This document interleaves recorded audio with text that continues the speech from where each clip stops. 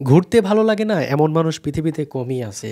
সবারই ঘুরতে ভালো লাগে, প্রকৃতির সাথে মিশতে সবারই ভালো লাগে। প্রকৃতি সবাইকেই টানে এবং প্রকৃতির মাঝেই আছে মনোমুগ্ধকর পরিবেশ এবং যেই পরিবেশটা মনকে প্রফুল্ল দেয়, মনকে আনন্দ দেয়, মনকে ভালো লাগায়।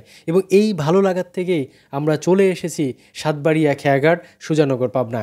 আপনারা এই খেয়াঘাটে আসতে চাইলে কীভাবে আসবেন লাস্টের দিকে বলছি, বাট আমি এখানকার মনোমুগ্ধকর যে পরিবেশ সেটাই আপনাদেরকে জানাতে চাই।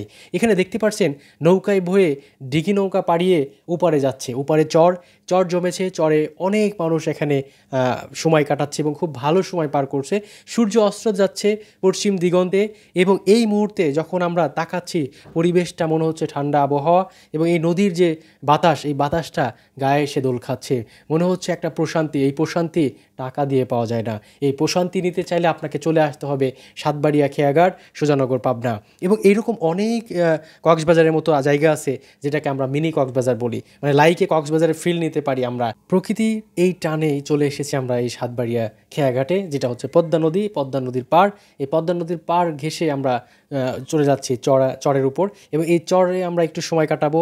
এবং হচ্ছে এই যে নৌকাগুলো দেখছেন ওই চর থেকে আসছে, এই পাশ থেকে যাচ্ছে, এভাবেই হচ্ছে যাওয়া আসা চলছে।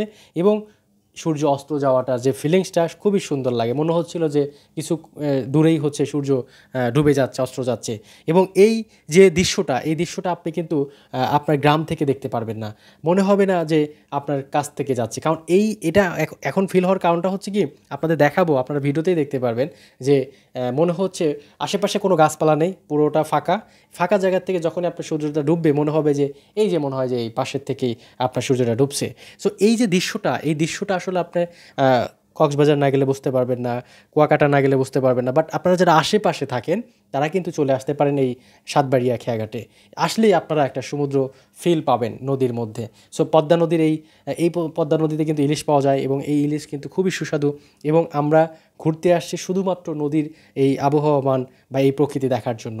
এবং নদীর একটা আলাদা একটা বৈশিষ্ট্য আছে, যেটা হচ্ছে আপনি এই নদীর নৌকার উপর যখন বসবেন তখন একটা যে হালকা যে ঠান্ডা বাতাস, এই বাতাসটা খুবই ভালো লাগে। সো আপনাদেরও ভালো লাগবে, শুধুমাত্র আপনাদের আসতে হবে, প্রকৃতির সাথে ভালোবাসতে হবে, প্রকৃতির কাছে যেতে হবে। আর প্রকৃতির কাছে গেলেই না আপনার প্রকৃতি ভালো লাগবে।